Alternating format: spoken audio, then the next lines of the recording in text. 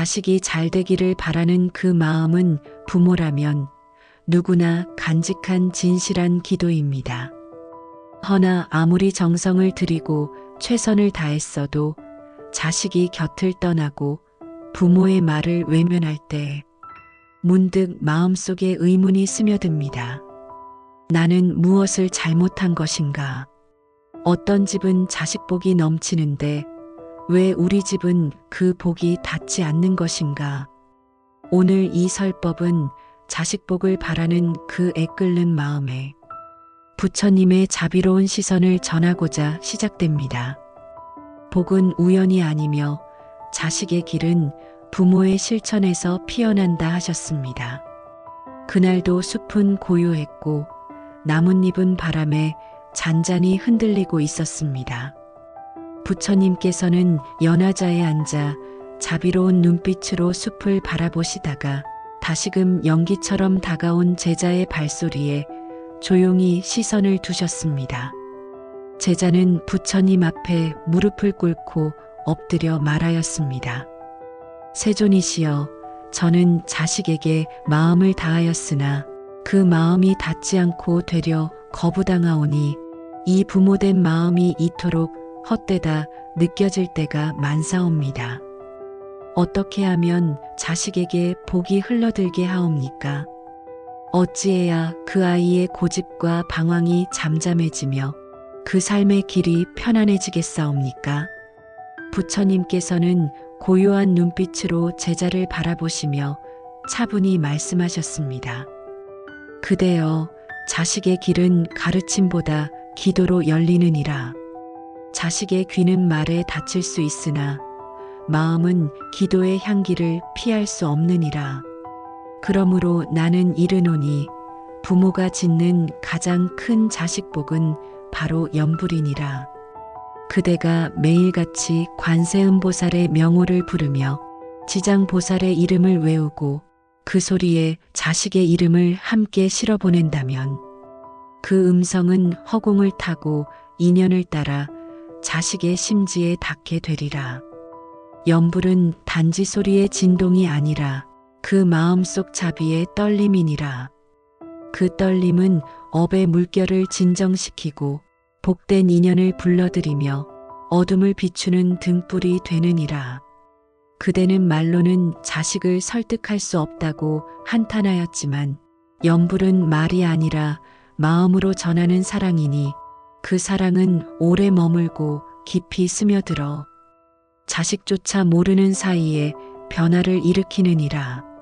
나는 다시 이르노니 기도는 대답을 구하는 것이 아니라 복을 짓는 뿌리이니라.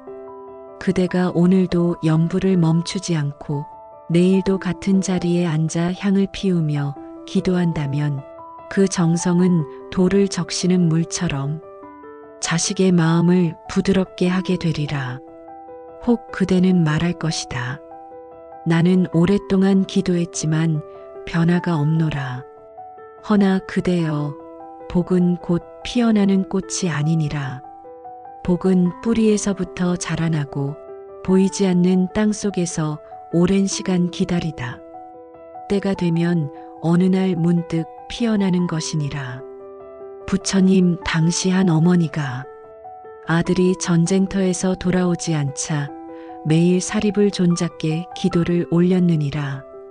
100일이 지나도 소식이 없었고 1000일이 되어도 변함없는 기도로 밤을 지새우더니 어느 날 아들이 무사히 돌아왔나니 그 아이는 길을 잃고 죽을 고비를 넘겼으나 마지막 순간 어머니의 기도 소리를 떠올리고 길을 되돌아오게 되었다고 말하였느니라. 그대의 기도는 지금 당장은 무언가를 바꾸지 못하나 자식의 운명이라는 깊은 강물 속에서 보이지 않게 흐름을 돌리고 있느니라.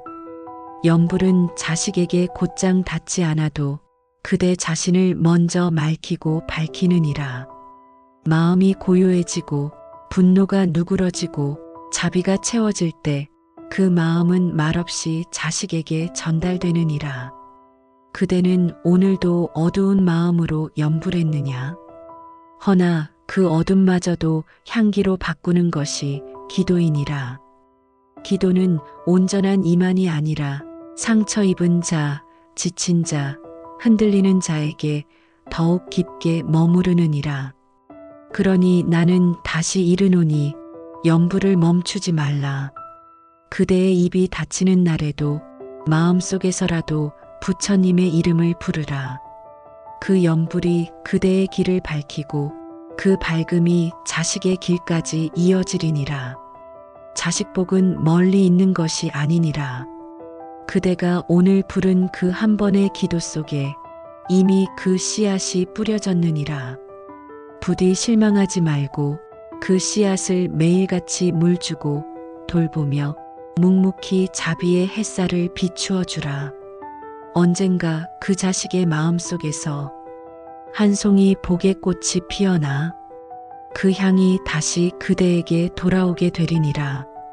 그날도 숲은 깊은 고요 속에 잠겨 있었습니다. 가늘게 스미는 햇살 사이로 바람이 나뭇잎을 흔들고 물소리는 멀리서 속삭이듯 들려오고 있었습니다. 제자는 다시 부처님 앞에 무릎을 꿇고 낮게 응조리듯 말했습니다.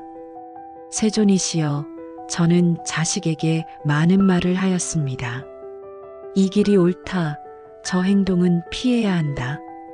그러나 그 아이는 저를 무시하고 말끝마다 반항하오며 때로는 저를 모욕하기까지 하옵니다. 그래서 저는 이제 침묵하려 합니다. 허나 이 침묵이 자비인지 체념인지 알 수 없어 마음이 더 혼란스럽사옵니다. 부처님께서는 제자의 눈빛을 고요히 바라보며 이르셨습니다. 그대여, 말은 칼이 되기도 하고 약이 되기도 하느니라. 허나 때로 말은 멀리 가지 못하고 침묵은 깊이 스며들어 머무느니라. 자식을 바꾸려는 말은 자주 벽에 부딪히고 자식을 품으려는 침묵은 그 마음 속에 연못처럼 잔잔히 번져가느니라. 나는 이르노니 침묵은 포기가 아니요 가장 위대한 실천이니라. 자식이 무례하게 말할 때 분노로 대응하지 않고 고요히 머무는 그 침묵 속엔 업을 녹이고 인연을 맑히는 힘이 있느니라. 침묵은 말보다 깊고 그 고요함은 소란보다 오래 남느니라. 그대의 그 한숨 섞인 말 대신 그저 아이의 눈빛을 바라보며 말없이 등을 돌리지 말라. 그대의 침묵은 자식이 힘들 때 문득 떠오르는 어머니의 눈동자여 아버지의 굳은 어깨이니라. 말하지 않아도 전해지는 사랑은 때로 수천 마디의 말보다 더 깊이 다가가는 이치니라. 혹 그대는 침묵이 무시당한다고 느낄지 모르나 그 침묵은 세월이 흐른 뒤 자식의 가슴 속에 가장 선명한 기억으로 남게 되리니라. 나는 다시 이르노니 자비는 소리를 내지 않고도 머무는 것이요 진심은 설명하지 않아도 전해지는 것이니라. 침묵은 싸우지 않음으로써 업장을 끊고 고요히 머무름으로써 자비를 실천하는 문이 되느니라. 자식이 방황할 때 그대가 꾸짖지 않고 다그치지 않으며 그저 말없이 곁에 있어줄 수 있다면 그 마음은 자식의 혼란을 정화하는 향처럼 작용하느니라. 그대는 말할 것이다. 나는 아무 말도 하지 않았는데 무엇이 전해지겠는가. 허나 그대여, 자비는 말로만 하는 것이 아니요 존재로 전하는 것이니라. 그대의 침묵이 진심에서 비롯된 것이라면 그 침묵 속에는 오히려 더 많은 말들이 담겨 있느니라. 나는 다시 이르노니 침묵은 가장 강한 언어이며 가장 깊은 교화의 도구이니라. 그대는 오늘 자식을 향해 침묵하였는가? 그 침묵 속에 미움이 없고 기대 없이 머무는 자비가 있었다면 그것이 곧 자식복을 짓는 실천이니라. 자식은 언젠가 그 침묵의 깊이를 알게 되리라. 그때 비로소 부모의 고요한 사랑을 떠올리고 그 품으로 다시 돌아오게 되리니라. 그대는 오늘 말없이 머물렀고 그 머물 속에 자비를 간직하였다면 이미 그 복은 자식의 삶에 조용히 뿌려졌느니라. 자비는 고요한 물과 같고 침묵은 그 물 위에 떠있는 연꽃과 같으니라. 그 향은 멀리 퍼지고 그 아름다움은 깊이 머무르느니라. 숲속은 다시 고요에 잠기고 제자는 부처님 앞에 무릎을 꿇은 채 잠시 머뭇거렸습니다. 그러다 이내 떨리는 목소리로 말하였습니다. 세존이시여, 저는 가진 것이 많지 않사옵니다.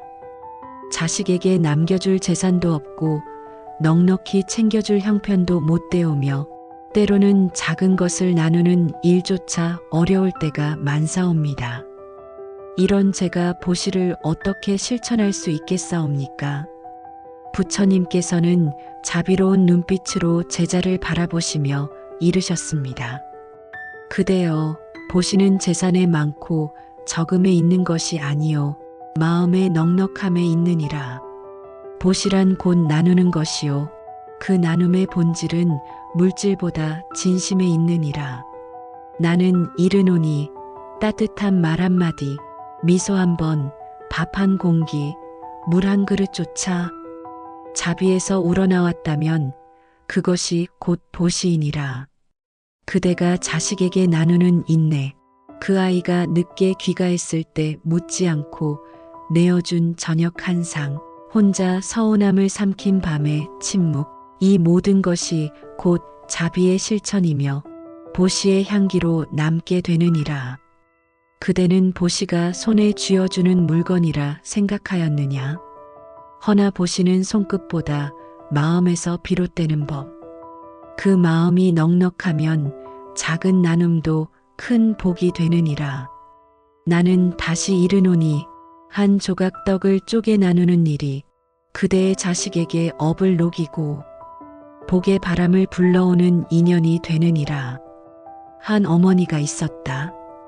그 여인은 가진 것이 없었으나 지나는 스님에게 따뜻한 미음을 바쳤고 그날 자식은 길을 걷다 큰 사고를 면하였다. 그 어머니는 알지 못하였으나 그 보시가 자식의 생명을 지킨 것이었느니라. 보시란 이렇듯 눈에 보이지 않는 업의 흐름을 바꾸고 그대가 직접 보지 못하더라도 분명 자식의 삶 속 어딘가에서 복으로 열매 맺느니라. 혹 그대는 말할 것이다.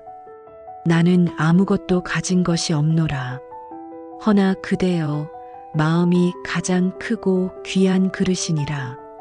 그 마음 안에 연민과 자비가 있다면 그대는 이미 가장 큰 보시를 실천하고 있는 것이니라. 보시는 자식에게만 행하는 것이 아니라 길 위에 마주친 노인에게, 마음을 다친 이웃에게, 상처 입은 말 한마디에게도 행할 수 있느니라. 그 보시가 자식을 감싸는 인연으로 되돌아오게 되리니 그대는 누구에게든 자비를 나누는데 인색하지 말라. 나는 다시 이르노니 그대가 오늘도 작게나마 나누었는가? 그 나눔은 반드시 복이 되어 자식에게 흐르게 되리니 복은 돌고 돌아 인연 따라 머무느니라. 보시란 자식에게 건네는 눈에 보이지 않는 편지와 같고 그 편지는 시간이 지나 자식의 마음에 닿아 그 길을 부드럽게 만들고 가슴을 따뜻하게 하느니라. 그러니 자식을 위해 무엇을 더 해줄 수 있을까 고민되거든 큰 것을 바라는 대신 오늘 하나라도 나누는 자비를 실천하라. 그 자금이 곧 위대함이 되고 그 순간이 곧 복의 시작이 되느니라. 나는 이르노니 보시를 할 수 있는 마음이 남아있는 한 그대는 자식에게 끝없는 복을 남기고 있는 이니라. 숲은 해를 받아 따스한 빛으로 물들어가고 있었습니다. 제자는 조용히 부처님 앞에서 두 손을 모았습니다. 말없이 고개를 숙인 그 모습은 마치 그동안의 모든 질문이 이제 하나의 대답으로 녹아들었음을 말해주는 듯 했습니다. 그동안 자신이 품고 있던 억울함과 슬픔, 자식을 향한 절망과 분노, 그리고 무엇보다 자신이 모른 채 짓고 있었던 집착의 그늘까지도 조용히 내려놓는 그 시간이었습니다. 부처님께서는 연화자에 앉은 채 부드러운 음성으로 말씀하셨습니다. 그대여, 이제 그대는 알고 있느냐? 자식복은 남이 지어주는 것이 아니라 그대가 날마다 짓는 실천의 열매이니라. 오늘 그대는 염불하였느냐? 그 염불 속에 자식의 이름을 담아 부르며 기억보다 오래 남는 그 울림으로 어둠 속 자식의 길을 비추었느냐? 오늘 그대는 침묵하였느냐? 화가 치밀어 오를 때 말이 앞서려는 순간에 오직 자비의 마음으로 고요히 머물렀느냐? 오늘 그대는 보시하였느냐? 크고 대단한 것이 아니더라도 작은 미소, 따뜻한 밥 한 끼, 상대의 말을 들어주는 귀 하나, 그 자비를 나누었느냐? 나는 이르노니 이 세 가지를 오늘 실천하였다면 그대는 이미 자식에게 가장 큰 복을 남긴 이니라. 복이란 바람과 같아 잡을 수는 없어도 분명히 불고 있으며 그 향은 언젠가 자식의 삶 속에 머무르게 되느니라. 혹 그대는 여전히 자식의 거친 말에 상처받고 그 무심한 뒷모습에 마음이 저려오겠지만 부디 기억하라. 복은 겉으로 드러나지 않되 가장 깊은 곳에서 자라고 있으니라. 나는 다시 이르노니 자비는 단번에 결과를 바꾸지 않으나 세월 속에서 인연을 바꾸고 그 인연이 다시 자식의 운명을 이끄느니라. 자식이 몰라줘도 자식이 외면해도 그대가 짓는 자비의 실천은 헛되지 않으며 그대가 지금 이 순간에도 염불하고 침묵하고 보시한다면 그 복은 이미 흘러가고 있느니라. 그러니 그대는 낙심치 말라. 복은 늘 고요히 자라고 자식은 언젠가 그 고요한 사랑을 알게 되리니 자비로 기다리는 이에게는 반드시 회양의 시간이 오느니라. 그 시간이 오늘이 아니더라도 다음 생이 되더라도 그 인연은 반드시 닿아 자식의 눈에 눈물이 맺히고 그 마음에 감사가 피어나게 되리니라. 그리하여 나는 이르노니 오늘도 그대는 실천하라. 염불하고 침묵하고 보시하라. 그 실천이 바로 부처의 길이요. 그 자비가 바로 부모의 도이며 그 복이 바로 자식의 길을 여는 열쇠가 되느니라. 숲속은 다시 고요해졌고 부처님의 음성은 바람처럼 숲을 감싸 안았습니다. 제자는 조용히 고개를 숙인 채 눈을 감았고 그 마음엔 더 이상 묻고자 하는 것이 없었습니다. 자식복은 실천 위에 피어나는 연꽃과 같고 그 꽃은 이미 그대의 마음속에서 피어나고 있었으니라.